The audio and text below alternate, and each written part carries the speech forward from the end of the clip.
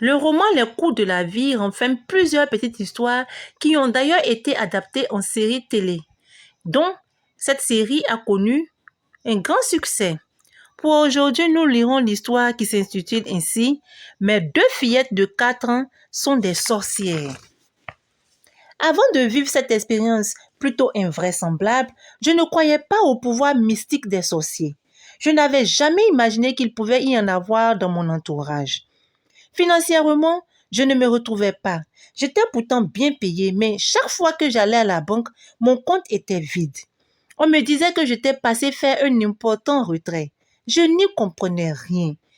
N'eût été ma fiancée Edith, je mourrais de faim. D'ailleurs, à part elle, je n'arrivais pas à passer un mois avec une fille. Avec Lucie, la mère de ma fille, Sylvie, je croyais dur comme fer que les choses iraient mieux. Mais elle a quitté mon domicile un beau matin sans explication, me laissant notre fille qui avait à peine 6 mois. J'ai dû envoyer l'enfant chez ma mère qui avait également à charge la fille de ma défunte sœur Diana. Les deux petites avaient pratiquement le même âge. Je faisais l'effort de leur faire parvenir de l'argent tous les mois pour leurs besoins. En principe, cela ne devait pas poser de problème puisque j'occupais un bon poste dans une entreprise dirigée par des Allemands. Vu mes compétences dans le travail, mes patrons ont décidé que je rejoigne l'équipe d'Allemagne.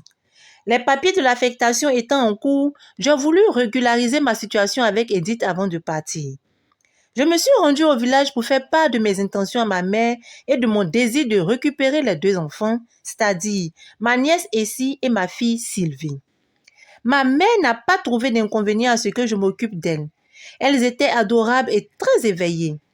J'attendais la rentrée scolaire pour les inscrire à la maternelle car elles avaient toutes les deux 4 ans. Edith adorait les enfants et m'avait promis de s'occuper d'elles comme s'il s'agissait de ses propres enfants. Elle et moi envisagions d'en faire avant mon départ. Dans le document de mon affectation, c'était prévu que je revienne tous les 6 mois au pays et que ma compagne et mes enfants puissent me rejoindre une fois par an. J'avais adopté ma nièce. Elle était donc considérée comme ma propre fille. Edith était très croyante contrairement à moi. Elle m'invitait aux cultes et aux veillées de prière de son église, mais je n'y allais jamais. Pendant ce temps à la maison, la situation ne s'améliorait pas. J'étais toujours fauchée. C'est ma fiancée qui s'occupait de toutes les dépenses avec les recettes de son cybercafé. Une nuit, revenue d'une de ses veillées de prière, elle m'a dit que le prêtre lui avait fait des révélations sur notre couple. Il fallait qu'on se marie le plus tôt possible. Et on devait beaucoup prier pour notre couple car la présence des deux fillettes était un danger pour notre maison. De tels propos m'ont rendu furieux. Quel danger pourrait représenter deux fillettes d'à peine 4 ans?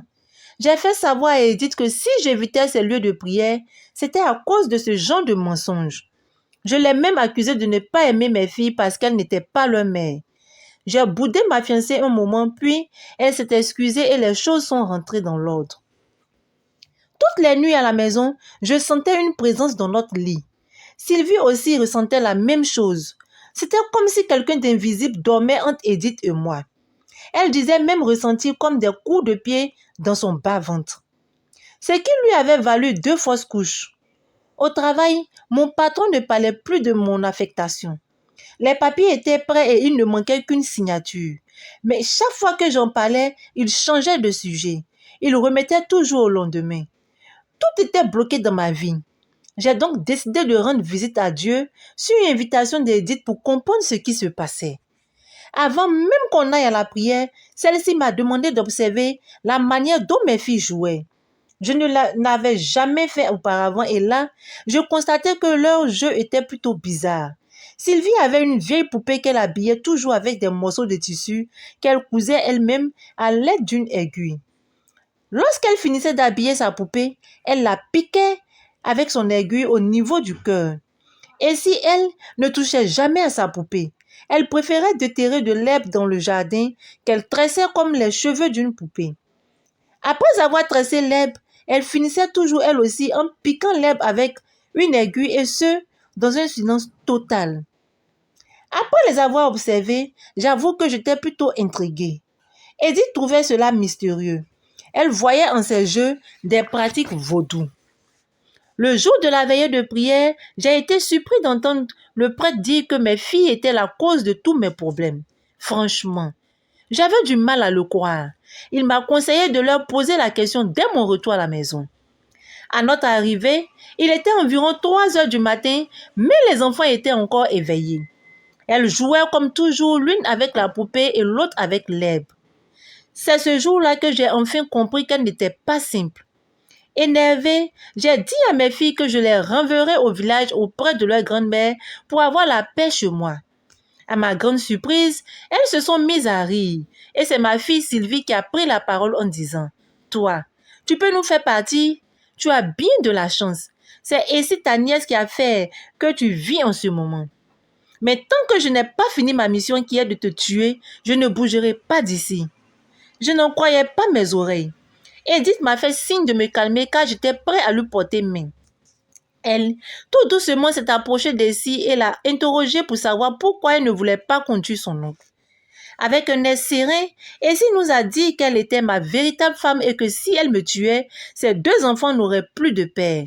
Car d'après elle, nous avions 2 enfants dans son monde. Elle a ajouté aussi que c'était elle qui dormait entre nous tous les soirs et provoquait les fausses couches de ma fiancée. C'en était trop. Même si j'avais du mal à les croire à cause de leur jeune âge, il y avait trop de coïncidences. Comment 2 bouts de chou comme Essie et Sylvie avaient pu se transformer en suppôt du diable? Quand on lui avait demandé qui était derrière tout ça, Sylvie a répondu « C'est Mémé qui nous a envoyés pour te tuer. Mais il fallait qu'on joue un peu avec toi. C'est ta femme qui te sauve, hein. Dis-lui que ses prières nous gênent. » J'entendais là ma pauvre fille qui dévoilait son intention de me tuer comme s'il s'agissait d'un fait banal. Et elle venait de m'apprendre que c'est ma propre mère qui les avait mandatés. C'était dur à entendre. J'étais son seul fils. Comment allait-elle vivre si je mourais? Furieux, je me suis jetée sur ma fille. Je voulais lui donner une bonne correction. Sans même l'avoir touchée, mon épaule s'est déboîtée. Elles se sont mises à rire. Ma fiancée s'est mise à prier et les 2 fillettes se sont endormies. Tôt le matin, nous nous sommes rendus au village pour tirer tout cela au clair. Lorsque ma mère nous a vus, elle n'a pas semblé surprise. Je lui ai donné les raisons de mon arrivée brusque au village. Sans état d'âme, ma mère m'a dit être responsable de ma souffrance. Elle m'a appris que c'était elle qui retirait tout mon argent sur mon compte sous prétexte qu'elle était ma mère. Elle avait le droit de disposer de moi comme elle l'entendait. Elle a ajouté que c'était elle ma femme depuis toujours. C'est elle qui couchait avec moi tous les soirs et qui a initié ma nièce pour prendre la relève. C'est pour cette raison que mes compagnes ne restaient pas longtemps avec moi. Pour couronner le tout, elle m'a dit qu'elle serait partout où j'irais car elle n'avait plus d'autres enfants à livrer. C'était elle ou moi. Ce jour-là, j'ai quitté le village la tête boudonnante en lui laissant ma nièce et ma fille. J'ai pratiquement fui le village et j'ai décidé de ne plus y mettre les pieds. Après les aveux de ma génitrice, je ne crois pas qu'on puisse me reprocher de l'avoir abandonnée.